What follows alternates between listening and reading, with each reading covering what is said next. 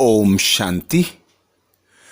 तीव्र पुरुषार्थ के लिए, अंतिम परीक्षाओं में पास होने के लिए बाप दादा हम बच्चों को अनेक युक्तियां बताते हैं, ज्ञान के गुह्य राज से अवगत कराते हैं, अनेक इशारे देते हैं। इस जून मास में बाप दादा ने परीक्षाओं में पास होने के लिए परखने की शक्ति को बढ़ाओ श्रीमत दी, जिसके लिए हमने 1 जून से 10 जून तक के बाबा के इशारे इससे पहले जाने। अब इस वीडियो में 11 से 20 जून तक के इशारों का मनन करेंगे। बाप दादा 11 जून को बोले, आगे चलकर ईश्वरीय रूप में माया ऐसा सामने आएगी जो उनको परखने की बहुत आवश्यकता पड़ेगी। इसलिए परखने की शक्ति सदैव अविनाशी रखना। अगर परखने की शक्ति कम होगी तो ईश्वरीय मार्ग से भटक जाएंगे। ब्राह्मण कुल की जो मर्यादाएं हैं उन मर्यादाओं का स्वरूप नहीं बन सकेंगे। अर्थात बाप दादा की श्रीमत आगे चलकर माया अनेक रूपों में आएगी। ईश्वरीय रूप में आए चाहे किसी भी रूप में आए, आप बच्चों को परखने की शक्ति की अत्यधिक आवश्यकता पड़ेगी। तो बाबा हम बच्चों को सदा श्रीमत देते कि कोई भी संकल्प करते, बोलते, कर्म करते, उस पिता परमात्मा की याद में रहो, उस पिता परमात्मा की श्रीमत से वेरीफाई कराओ, फिर कोई भी कार्य करो। नहीं तो माया ऐसा रूप रख के हम बच्चों को भटका देगी। ईश्वरीय कुल की जो मर्यादाएं हैं उन मर्यादाओं के हिसाब से हम स्वरूप को धारण नहीं कर पाएंगे। अर्थात हम दूसरे मार्ग पर चले जाएंगे, ईश्वरीय मार्ग से भटक जाएंगे। जो ईश्वरीय मर्यादाओं का स्वरूप है उस स्वरूप से भटक जाएंगे। तो कोई भी कर्म करते, संकल्प करते, बोलते बाबा की श्रीमत को फॉलो करना है। पहले परखना है, फिर बाबा से वेरीफाई कराना है और फिर प्रैक्टिकल में आना है। 12 तारीख को हम बच्चों को बाबा ने इशारा दिया, अगर कोई शांति का प्यासा है उसको शांति मिल जाए तो क्या होगा, प्राप्ति से अविनाशी पुरुषार्थी बन जाएंगे। तो हर एक के मन के भाव को परखने से, समझने से थोड़े समय में सर्विस की सफलता बहुत ज़्यादा दिखाई देगी। अभी पुरुषार्थी स्वरूप हो, फिर सफलता स्वरूप बन जाएंगे। अर्थात परखने की शक्ति ऐसी शक्ति है, बाप दादा कहते इस शक्ति के प्रयोग से आप पुरुषार्थी से सफलता मूर्त बन सकते हो। क्योंकि कोई भी आत्मा की सेवा करते, किसी के भी संबंध संपर्क में आते, यदि आप उसके आदि मध्य अंत को परख लें, तीनों कालों को जान लें, तो जब तुम परख कर समझ कर उस आत्मा के भाव को पहचान कर उसे प्राप्ति कराते हो तो वह भी अविनाशी पुरुषार्थी बन जाएगा और हम बच्चे पुरुषार्थी से सफलता मूर्त बन जाएंगे।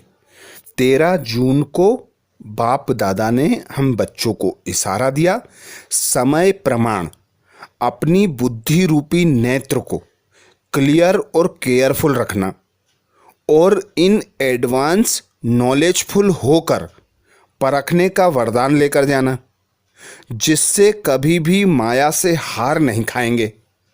जिसकी माया से हार नहीं होती उनके ऊपर सुनने वाले और देखने वाले बलिहार जाते हैं।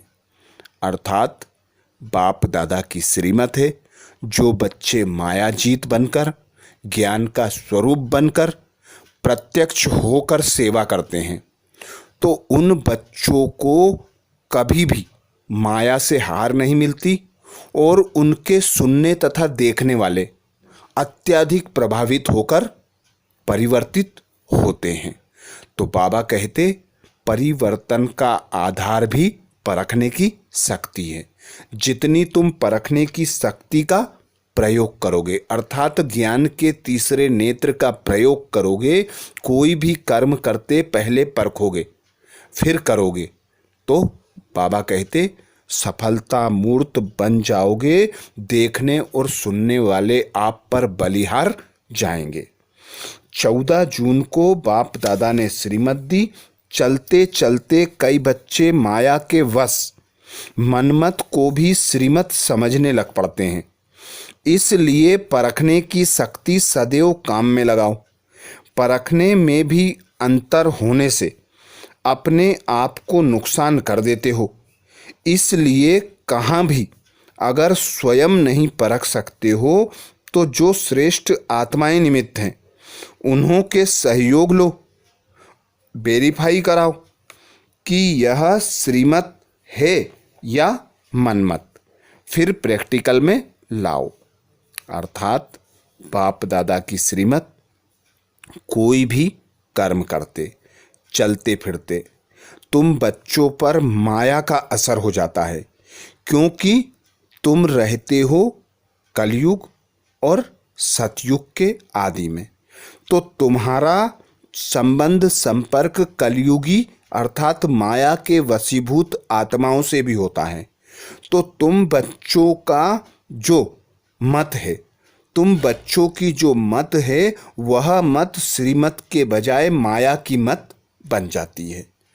तो जब परखने की शक्ति का प्रयोग ना कर सको तो बाबा कहते निमित्त भाई बहन दीदी दादियों से वेरीफाई कराओ, फिर किसी भी कार्य को प्रैक्टिकल में लाओ।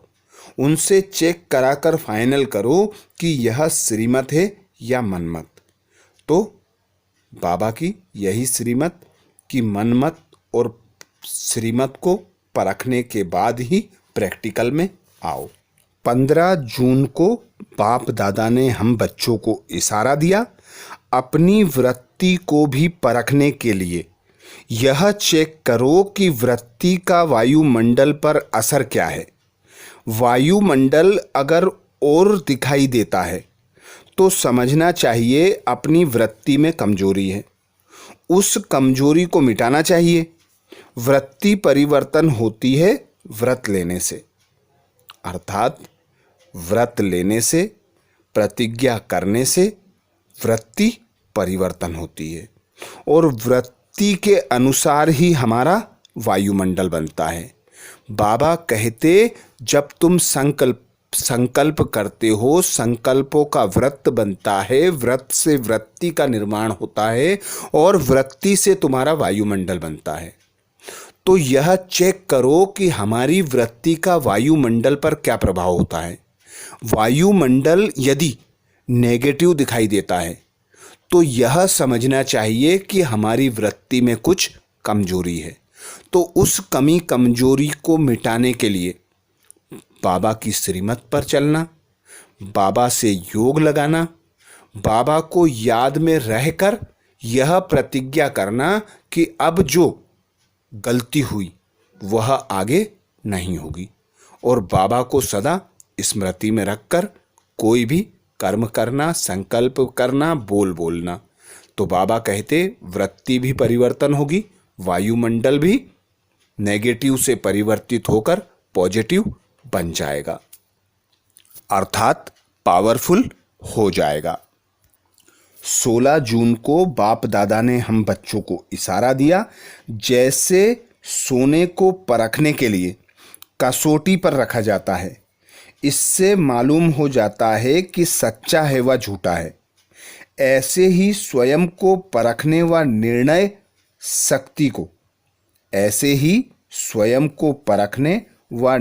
शक्ति को बढ़ाने के लिए आपके सामने साकार बाप का हर कर्तव्य, हर चरित्र कसौटी है। जो भी कर्म करते हो, जो भी संकल्प करते हो, अगर इस कसौटी पर देख लो कि यह यथार्थ है व अयथार्थ है, व्यर्थ है व समर्थ है, तो इस कसौटी पर देखने के बाद जो भी कर्म करेंगे वह सहज और श्रेष्ठ होगा। अर्थात बाबा हम बच्चों को सदा श्रीमत देते कि जब निराकारी अवस्था में स्थित हो, अर्थात खुद को आत्मा अनुभव करो, तो पिता परमात्मा को फॉलो करो। और जब इस देह में आते हो, कर्मेंद्रियों का आधार लेकर कर्म करते हो, तो ब्रह्मा बाप को फॉलो करो। अर्थात ब्रह्मा बाप हमारे सामने ऐसी साकार चैतन्य मूर्त है जिसने हर कर्म में, हर बोल में, हर संकल्प में बाबा की श्रीमत को फॉलो किया। तो बाबा कहते उनके सामने तो कोई प्रत्यक्ष प्रमाण नहीं था, तुम बच्चों के सामने तो प्रत्यक्ष प्रमाण है, उसे देखकर उसे कॉपी करो, कदम कदम पर चलो।